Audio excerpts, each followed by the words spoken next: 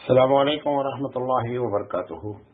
الحمدللہ رب العالمین والعاقبۃ للمتقین والصلاۃ والسلام علی رسولہ الکریم۔ محترم حضرات، ہم منہیات اسلام پر آپ سے لگاتار بات کر رہے ہیں اور آج اس کا درس نمبر سیریل نمبر 67 ہے۔ یعنی اسلام میں جن چیزوں سے منع کیا گیا ہے یا جن چیزوں کی مذمت بیان کی گئی ہے ان کے بارے میں ہم بات کر رہے ہیں۔ آج ہم انشاءاللہ 4 باتیں بیان کریں گے۔ ایک تو یہ کہ اللہ کے نیک بندوں کو تکلیف دینا منع ہے۔ نمبر 2، زمانے کو برا کہنا منع ہے۔ نمبر 3، نبی کا نام آنے پر درود نہ پڑھنا بڑی بدبختی ہے۔ اور نمبر 4، صدقہ کر کے احسان جتلانا۔ یہ 4 باتیں انشاءاللہ بیان کریں گے۔ ہم اللہ سے دعا کرتے ہیں کہ اللہ تعالیٰ ہمیں صحیح بات کہنے کی اور آپ کو صحیح بات سمجھنے کی توفیق عطا فرمائے۔ دیکھیں، یہ جو میں نے یہ کہا کہ اللہ کے نیک بندوں کو تکلیف دینا، بخاری شریف کی روایت ہے کہ من عاد لی ولیا فقد آذنتہ بالحرب۔ اللہ کے رسول صلی اللہ علیہ وسلم فرماتے ہیں کہ جس نے اللہ کے من عاد لی ولیا، اللہ کہتا ہے کہ جس نے میرے ولیوں سے، میرے ولی سے جس نے عداوت دکھلائی یا عداوت کی تو میرا اس سے اعلان جنگ ہے۔ یہ اعلان جنگ کا جو لفظ ہے یہ بہت ہی یعنی خطرناک قسم کی بات ہے۔ میں ایک چھوٹا سا طالب علم ہوں، لیکن میرے علم کے مطابق اللہ تعالیٰ نے جیسے یہ نہیں کہا کہ کوئی آدمی اگر نماز چھوڑ دے تو میرا اس سے اعلان جنگ ہے، یہ بات اللہ نے نہیں کہی۔ یا کوئی آدمی روزہ چھوڑ دے تو میرا اس سے اعلان جنگ ہے، ایسی بات نہیں کہی۔ صرف 2 ہی بارے میں غالباً یہ بات اللہ رب العزت نے بیان فرمائی۔ ایک تو یہاں بیان کی کہ اگر کوئی آدمی اللہ والوں سے دشمنی کرتا ہے، بغاوت کرتا ہے یا اللہ والوں کو ستاتا ہے تو ایسی شکل میں اللہ نے جنگ کا اعلان کیا۔ اور دوسری جگہ جو جنگ کا اعلان کرنے کا لفظ آیا وہ یہ کہ جس نے سود کھایا، یعنی سود خور کے ساتھ، وہ تو قرآن کی آیت ہے، وہ تو اس سے بھی زیادہ خطرناک ہے کہ جس نے سود خور یعنی سود لیا، سود دیا، اللہ تعالیٰ کہتا ہے کہ حرب من اللہ، اس سے اللہ سے جنگ کا اعلان ہے۔ لہذا یہ بہت بڑی جو ہے بات ہے۔ لہذا اللہ کے جو ولی ہوتے ہیں، اب اللہ کے ولی کیسے معلوم ہو، اب یہ ایک بڑا مسئلہ ہے۔ آپ کو جس کے بارے میں یقین ہو جائے کہ یہ اللہ کا ولی ہے، ایک تو وہ آپ کی نگاہ میں اللہ کا ولی ہے، اس کے ساتھ آپ کا معاملہ بہت پیار اور محبت کا ہونا چاہیے اور اس کو کسی قسم کی تکلیف اپنی ذات سے جان بوجھ کر نہیں پہنچانی چاہیے۔ عبد القادر جیلانی رحمۃ اللہ علیہ سے ایک موقع پوچھا گیا کہ حضرت یہ کیسے معلوم ہو کہ کون اللہ کا ولی ہے، کون اللہ کا نیک بندہ ہے؟ تو عبد القادر جیلانی رحمۃ اللہ علیہ نے بڑی پیاری بات کہی۔ عبد القادر جیلانی رحمۃ اللہ علیہ نے کہا کہ جب آپ کسی اللہ والے کے پاس بیٹھیں، یعنی جس کو سمجھ کر اللہ والے کے پاس بیٹھیں اور بیٹھنے کے بعد آپ جو دل لے کر کے گئے ہیں وہ دل لے کر کے آپ واپس نہ ہوں تو آپ سمجھ جائیے کہ آپ حقیقت میں صحیح جگہ پہنچے ہیں۔ اور اگر آپ کسی کو نیک سمجھ کر بیٹھے اٹھے اس کے ساتھ رہ رہے ہیں اور آپ کے اندر کوئی تبدیلی نہیں آ رہی ہے تو اس کا مطلب یہ عام آدمی ہے، یہ اللہ والا آدمی نہیں ہے۔ یہ اللہ والے آدمی کی تاثیر ہوتی ہے کہ اس کے پاس اس میں بیٹھنے والوں کے دل کو کیا ہوتا ہے، تبدیلی آ جاتی ہے۔ کیونکہ یقینی بات ہے کہ کوئی جب یہ مثال کے طور پر برف ہے، اب برف اگر گلاس میں ڈال دیا جائے گا تو یقینی بات ہے کہ برف کیا کرے گی، برف جو ہے وہ گلاس کو ٹھنڈا کر دے گی۔ اسی طریقے سے اب جیسے چائے گرم ہے، اگر چائے کو کپ میں ڈال دیا جائے تو چائے کا کام کیا ہے، چائے کپ کو گرم کر دے گی۔ ایسے ہی ایمان والوں کا کام یہ ہوتا ہے کہ جب آپ ایمان والوں کے پاس بیٹھے تو آپ کے دل کی کیفیت بدل جائے۔ صحابہ کہتے ہیں نا اللہ کے رسول صلی اللہ علیہ وسلم سے کہ اللہ کے رسول ہم جب آپ کے پاس ہوتے ہیں تو ہماری ایک کیفیت ہوتی ہے اور جب ہم یہاں سے چلے جاتے ہیں تو ہماری وہ کیفیت برقرار نہیں رہتی ہے۔ اللہ کے رسول صلی اللہ علیہ وسلم نے فرمایا بھائی اگر وہ کیفیت 24 گھنٹے ہو جائے جو میرے پاس بیٹھنے کے لیے ہوتی ہے تو فرشتے آپ سے مصافحہ کریں گے۔ تو وہ لیکن آپ اس دیکھیں اس میں کیا اشارہ ہے کہ جب وہ اللہ کے رسول صلی اللہ علیہ وسلم کے پاس ہوتے ہیں تو ان کی ایک کیفیت ہوتی ہے اور جب اللہ کے رسول صلی اللہ علیہ وسلم کے پاس سے الگ ہو جاتے ہیں تو ان کی ایک کیفیت ہو جاتی ہے۔ لہذا یہ اللہ والوں کی پہچان ہے۔ اس لیے نبی تو سب سے بڑا اللہ والا ہوتا ہے۔ نبی کو تکلیف دینا، نبی کو گالی دینا تو گناہ کبیرہ ہے، قتل کا حکم ہے۔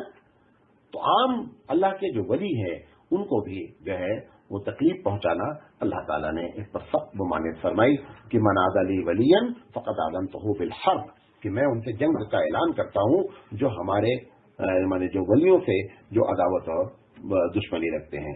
اچھا، یہ بھی ایک بات نوٹ کرتے چلیں کہ لوگ یہ سمجھتے ہیں کہ ولی کو ماننے کا مطلب یہ ہے کہ ان کے پر چادر چڑھائی جائے، ولی کے ماننے کا مطلب یہ ہے کہ ان کا طواف کیا جائے، ان کے نام پر لنگر کیا جائے۔ نہیں، ولی کا اصل ماننے کا مطلب یہ ہے کہ آپ اس کی بات مانیں کہ وہ کس بنیاد پر ولی بنا، وہ کام آپ کریں۔ کہ جو کچھ آپ کر رہے ہیں وہ تو اس نے کہا ہی نہیں، تو ولی کو ماننا ہوا ہی نہیں۔ کس ولی نے کہا ہے کہ میری قبر پہ عرس لگائیے گا؟ اور اگر کوئی ولی جس کو آپ سمجھ رہے یہ بول کر گیا تو حقیقت میں یہ ولی ہے ہی نہیں۔ کیوں؟ جو دنیا کا سب سے بڑا ولی ہے، اللہ کے رسول صلی اللہ علیہ وسلم سے بڑا کوئی نہیں ہے۔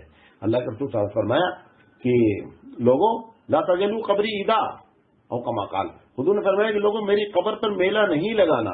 اگر کوئی مرنے والا یہ کہہ کے جا رہا ہے کہ میری قبر بنانا، پکی بنانا، میلہ لگانا، تو یہ جھوٹا آدمی ہے جس کو آپ ولی مانتے رہے، آپ دھوکہ کھاتے رہے۔ ولی کی تو شان یہ ہوتی ہے کہ وہ اپنی عبادتوں کو، اپنی اچھائیوں کو ایسا چھپاتا پھرتا ہے کہ کسی کو معلوم ہی نہیں ہونا چاہیے۔ لہذا یہ ولی کی پہچان ہے۔ تو ولی کی بات ماننے کا نام کیا ہے کہ ولی کا احترام اور عزت ہے۔ یہ ولی کا نام نہیں کہ اس کے قبروں پر جائیں، ایک ہفتہ وہاں پر میلہ لگائیں، اور اس ولی نے زندگی میں ایک نماز نہیں چھوڑی ہے اور اس کی قبر کے کیمپس کے اندر لیٹے ہیں، سو رہے ہیں، نماز ہو رہی ہے، مسجدیں بھی بنی ہوئی ہیں اور کوئی پڑھنے والا نہیں ہے۔ یہ ولی کا احترام نہیں ہوتا ہے، نہ یہ ولی کو ماننے کی بات ہے۔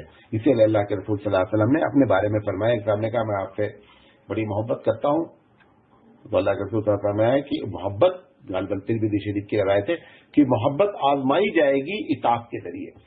آپ کتنا مجھے مانتے ہیں، کتنا مجھے چاہتے ہیں، کتنی مجھ سے محبت ہے، میری بات آپ کتنی مانتے ہیں، اس سے معلوم ہو جائے گا کہ آپ مجھے کتنا مانتے ہیں۔ لہذا ولی سے دوستی کا مطلب، ولی کو ماننے کا مطلب اس کی بات کو ماننا ہے۔ اور ولی سے دشمنی کی بنیادی کہ دشمنی کا مطلب کیا ہے؟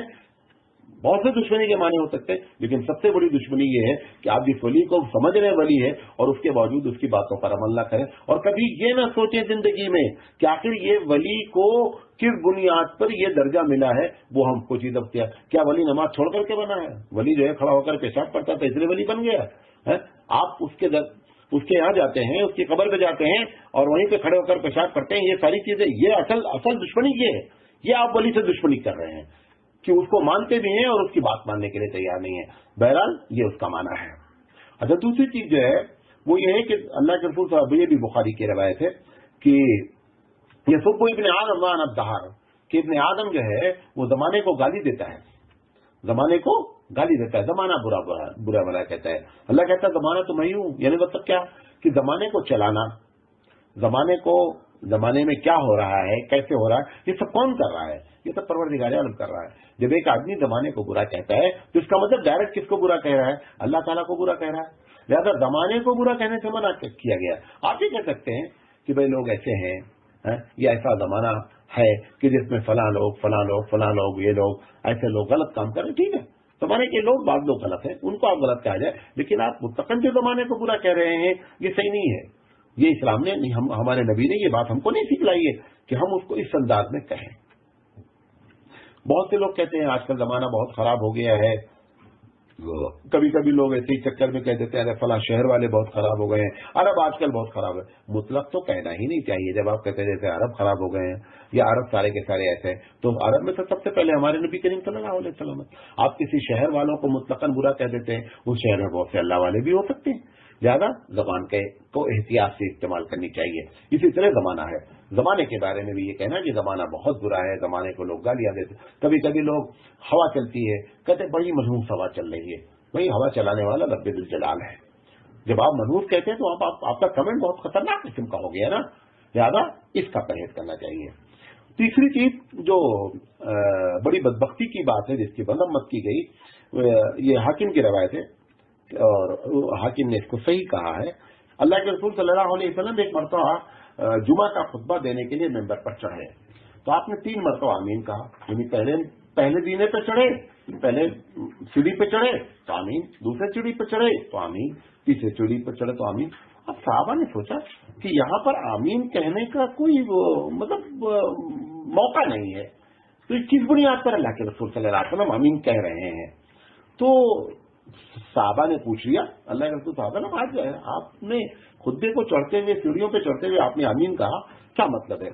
तो अल्लाह के रसूल सल्लल्लाहु अलैहि वसल्लम ने उसमें से एक बात जो फरमाई, जो हमारा टॉपिक है, अल्लाह के रसूल ने फरमाया कि दूर हो जाए वो शख्स, बौदमन दुकिर तो इंदहु फलम युसल्ली, कि दूर हो जाए वो शख्स, यानी जन्नत से दूर हो जाए वो शख्स कि जिसके सामने मेरा जिक्र किया गया और उसने मुझ पर दरूद नहीं भेजा। ये जो बात है अल्लाह के रसूल सल्लल्लाहु अलैहि वसल्लम फरमा रहे हैं। तो नबी करीम सल्लल्लाहु अलैहि वसल्लम का जब नाम आए तो ऐसी शक्ल में जो भी आदमी सुने उसको चाहिए कि दरूद भेजे। अच्छा, इसमें एक बात और मसला समझ लें ताकि बात क्लियर हो जाए, क्योंकि जब बात आ ही गई है तो बता देते हैं। नाम से मुराद जो है ना, जब अल्लाह के रसूल सल्लल्लाहु अलैहि वसल्लम का नाम अहमद या मोहम्मद आ गया, अहमद या जैसे अब मैंने कहा ना अहमद और मोहम्मद, अब इस वक्त आप पर लाजिम है कि आप सल्लल्लाहु अलैहि वसल्लम कहें। अब ऐसे में तकरीब में 50 मरतबा कह दिया मैंने, नबी का नाम ले लिया, तो एक होता है मैं कह रहा हूं नबी, एक मैं कह रहा हूं अल्लाह के रसूल सल्लल्लाहु अलैहि वसल्लम, एक मैं कह रहा हूं कि मुस्तफा सल्लल्लाहु अलैहि वसल्लम। ये मैं किसी का नाम नहीं, मैंने नबी का नाम नहीं लिया है। लिहाजा यहां पर अगर कोई आदमी दरूद नहीं भेजेगा, भेजना अफजल है फिर भी, लेकिन अगर यहां पर दरूद नहीं भेजेगा ना तो गुनहगार नहीं होगा, क्योंकि मैंने नाम नहीं लिया है। और वहां पे जो अल्लाह के रसूल सल्लल्लाहु अलैहि वसल्लम फरमा रहे हैं कि दूर हो जाए वो शख्स, यानी अल्लाह की कुर्बत से दूर हो जाए, अल्लाह की रहमत से दूर हो जाए वो शख्स कि जिसके सामने मेरा जिक्र किया गया और उसने दरूद नहीं भेजा। तो मसला समझ लीजिए, मसला ये है कि हम नबी रसूल ये सब जो अल्फाज बोलते हैं ये उनका नाम नहीं है, ये उनकी सिफतें हैं, ये उनके अलकाब हैं, या ये कि ये उनकी मतलब उनकी शान है। लेकिन जब अहमद और मोहम्मद सल्लल्लाहु अलैहि वसल्लम जब बोला जाए तो लाजिम है कि हम उस पर दरूद भेजें। तो एक बात तो ये क्लियर होनी चाहिए कि नाम से मुराद असल नाम है। ये जो हम रसूल, नबी, इस किस्म के जो भी अल्फाज इस्तेमाल करते हैं, अगर ऐसे मौके पर कोई आदमी सुनता रहा, तकरीर सुनता रहा या किताब पढ़ता रहा और उसने उस वक्त दरूद नहीं भेजा तो वो गुनहगार नहीं होगा। एक बात। दूसरी चीज ये है, अफजल ये है कि ऐसे मौके पर भी दरूद भेजा जाए।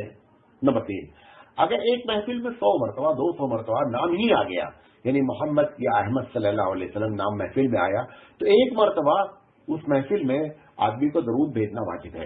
आप देखिए, इसी बुनियाद पर बरेलवी हज़रात जब तकरीर शुरू करते हैं ना, तो वो कहते हैं भाई आप लोग एक मरतबा दरूद शरीफ पढ़िए। हालांकि वो ऐसे मौके पर पढ़वाते हैं जबकि अभी नबी का नाम लिया ही नहीं गया है।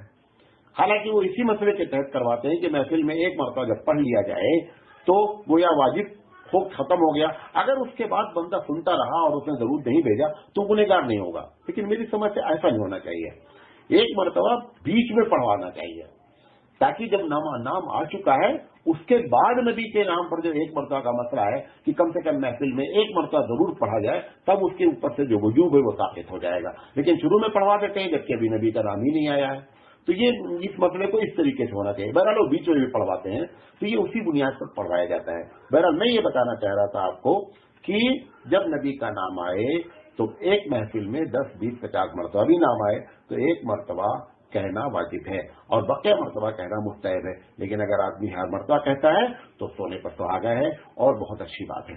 अच्छा, दरूद के बारे में बहुत से दरूद है, छोटा दरूद है सल्लल्लाहु अलैहि वसल्लम। अगर आदमी इसको भी कह देगा तो भी ऐसी शक्ल में गुनाह से बच जाएगा। ज्यादा इसका खास ख्याल हमको करना चाहिए।